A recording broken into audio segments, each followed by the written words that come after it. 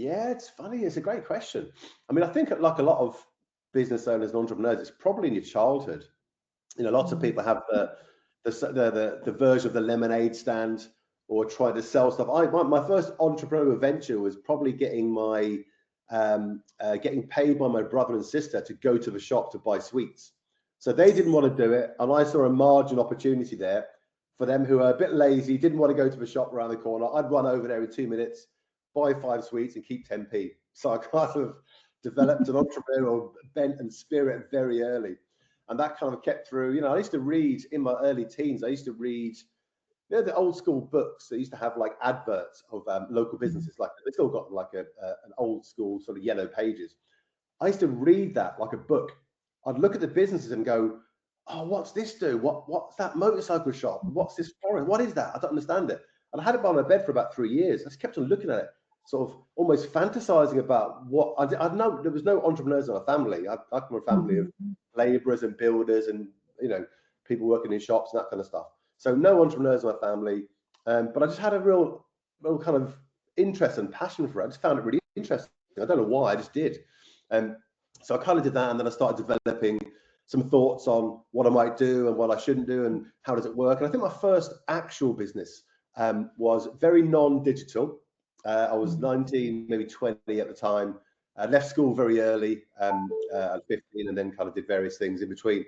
And then I was about 19, 20, and I started a t-shirt business. I figured out how to print t-shirts.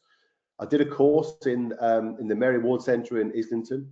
I went home and I got some offcuts from B&Q, and I built myself a screen printing press at home. Wow. I went around London with a big bin bag, picking up paint, which is really heavy. So I'd have 4 or 5 pots of paint on this side and I'd have to go and find, and no, there's no internet. This is the early 90s, no internet then. You had to go and find where the hell to buy paint, no one would tell you where to buy wholesale t-shirts. There was none of that stuff. You couldn't go onto Etsy and none of that.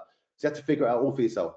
And so I did. I figured it all out. Then I got myself down to Camden Market in North London, turned up on a Saturday morning, went, I've got some t-shirts. Where do I sell them? And the market director took pity on me, basically, and went, oh my God, who's this guy? And he showed me around some guys, and they went, this Roy's all right, we'll get him in. So they kind of started showing me the ropes. So I kind of did my first entrepreneurial thing, did it for about 2 years. And that was creating my own brand and brands in around music and fashion kind of stuff, and just learning about wholesale, learning about pricing, learning about how to sell. And I still say, to a certain extent, probably my favorite entrepreneurial venture. It wasn't massively successful, but it gave me a real start, which was how to talk to people and how to sell, but also how to listen and how to kind of interact.